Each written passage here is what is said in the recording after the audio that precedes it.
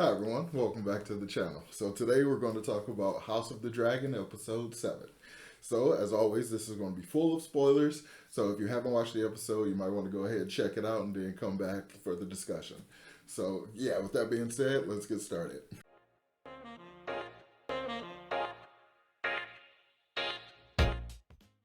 So this episode was so good. I was so happy about it. I love the ending. I am so happy they went that way with the ending. I am so happy they didn't just kill Lenore off like that. That would have been so terrible. I mean, granted, he's kind of ancillary, but I'm really happy. Like Damon basically just kind of.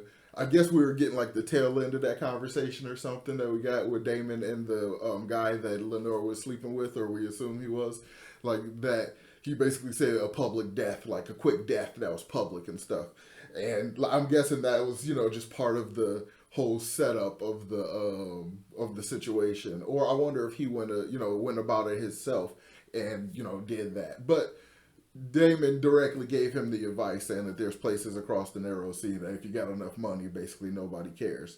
Like that kind of thing. So it's definitely had to have been them set it up. So that makes me wonder if the conversation he had with Rhaenyra, like after that, because when he like recommitted himself and saying he was going to do everything he can to be a better husband and father and like and all that stuff, I'm wondering if like because they did that slow push in on her face where she didn't say anything. So I'm wondering if, when they cut away, that's what she was saying. Like, I appreciate all that and like that's really awesome and like, I love you for it and blah blah blah. Like, but I got a better idea. How about you go and be happy across the narrow sea and let go of all of this crap and I married my uncle. Like, so yeah, we finally came back around to that. And it's so funny now with the time jump to see these differences. Like Damon looks exactly the way he did, like what, 15, almost 20 years ago now. And she's a completely different person. Like it's so funny the differences like now because it's weird. I don't know. Like they don't have exactly the same chemistry as they had before. Obviously, it's interesting. But right now, for me, my entire enjoyment out of it is just to see how much of a stronger player they become by working together the way they are. So I really like that that's happening. I knew that that bit was going to happen, but I didn't know the Lenore stuff was going to happen because I only know a little bit about what happens in Fire and Blood. So I got that little bit of a gush rant out the way. So let's kind of go back to the beginning of the episode. So this episode we get a lot more about the kids, and we get Aemon One Eye. Like I remember hearing about that, and I knew he had a dragon, but I didn't know which dragon and all that stuff. So it's Alicent and Viserys' son Aemon, who didn't have a dragon, who the other kids was making fun of before. He gets Vagar, and just like I guess just by being firm and being brave and like showing no fear at all, because he just basically walks up to the sleeping dragon that's the size of a 747 and just like goes to grab the ladder to climb the saddle, and then like he goes to, or she, I think Vagar's a girl, like she goes to like burn him alive, like she has the embers in her mouth and everything, not even the embers, just the brimming flames of just absolute death, like just brimming in her throat. And I guess he says in Valerian because they didn't have subtitles, he says a halt or stop or something like that, and then like tells her to calm down, and she does, and he like climbs on her, and then they immediately go for a ride. This is the best dragon flying I've ever seen. It was up there with How to Train Your Dragon, and I think that's some of the best like dragon stuff I've ever seen ever done or in media. Like is How to Train Your Dragon, and this did really well. The POV flying shots was just so beautiful, and as a dragon lover, that stuff was like, that was a fantasy come true. I've always wanted to be a dragon rider. And like that is so awesome. Like that is so cool. They did such a great job. But they did something with the directing in this episode that I just can't get past, and I hate it for the life of me. Oh, I hate it. I absolutely hate it. They filmed day for night. So they had this terrible like gray gradient filter over these scenes that were supposed to be taking place at night, and it just looked so terrible. It made it feel like there was like a film over my eyes or something. I did not like it at all.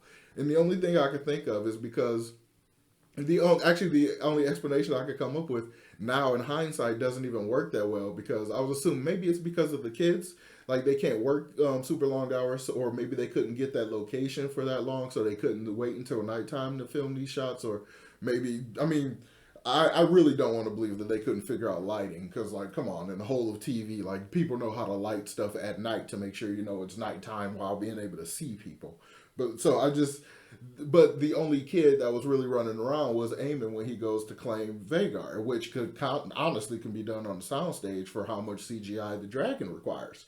So it's like, why did they have to do this terrible filter thing?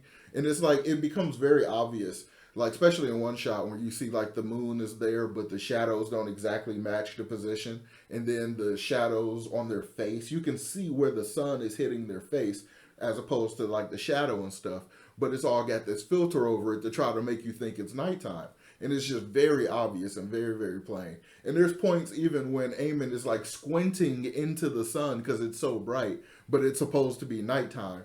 So it just doesn't work at all, and it feels like a post production decision. Like all of that was filmed in like daytime regular lighting and stuff, and they just made that decision post production or something. I don't know, but I didn't care for that at all. But apart from that kind of stuff, this episode actually had a lot of really big stuff kind of happen. The biggest thing that happened, well, one of the big things. So, well, I guess I'll continue to talk about Rhaenyra and Daemon a little bit. So after they set up the thing where Laenor gets to leave, they basically immediately jump to their wedding. So I'm going to basically call that the Black Wedding because they become the blacks versus the greens.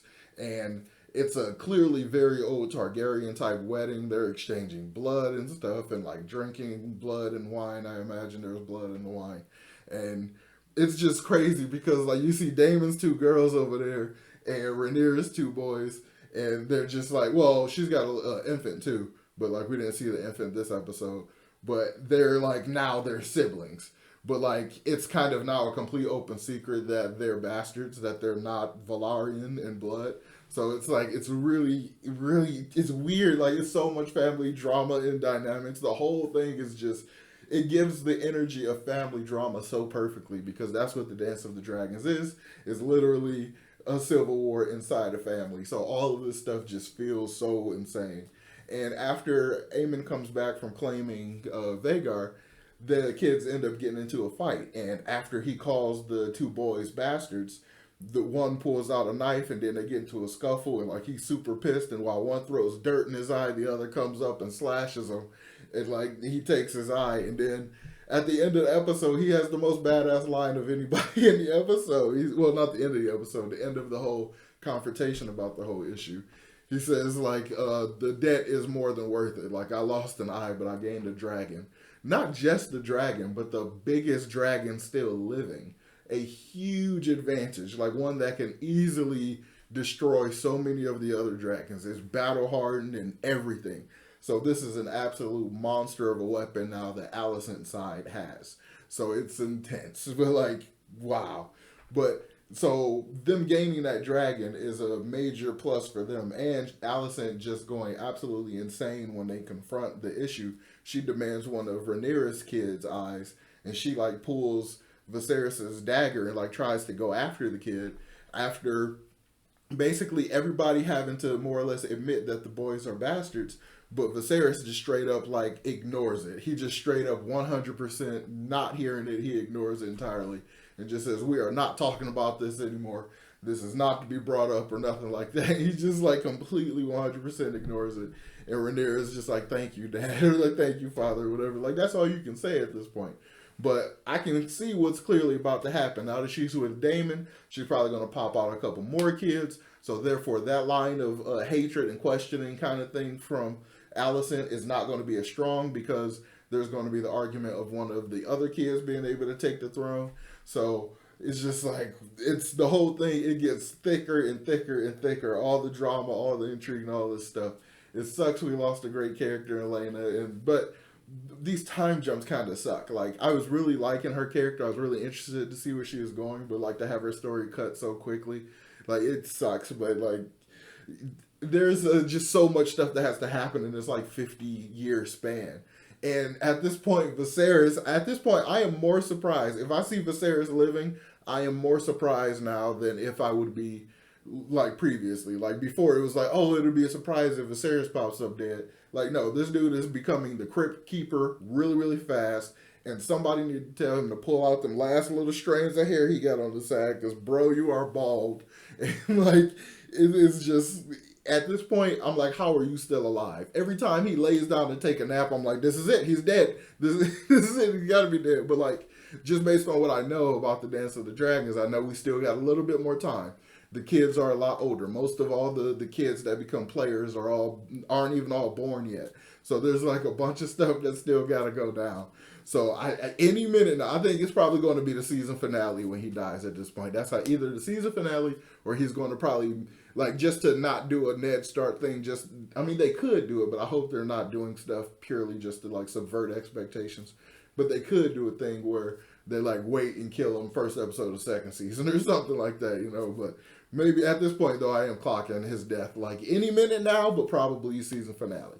But yes, this episode was really, really good. I've been rambling for a while. There's a lot more to the episode, but the thing that really stuck with me was the great way that they got around killing Laenor. I really like that they didn't just kill the gay guy for like just to being inconvenient. They let him go off to Essos. He's gonna have a nice big old wedding with his most current lover, whatever, maybe, who knows, whatever the hell. Or maybe he's even going to go join the Golden Company. He's got enough Targaryen blood. It works out. Or at least Valyrian blood.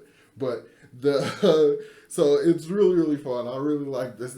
Just the whole thing is getting so much more insane. Like, Alicent has basically like secured Lord Crazyfoot, Lord Scheming Machinations guy. He even like leans on his cane in just the most suspicious, like, I got some plans kind of way. Like, it's just the whole thing. He's so fun to watch, but it's also like, wow. And she basically straight up like, okay, I realize what you did. I now appreciate it, but I don't need you to do anything right now. Because he basically offers to have one of his people take the eyes of one of Rhaenyra's kids.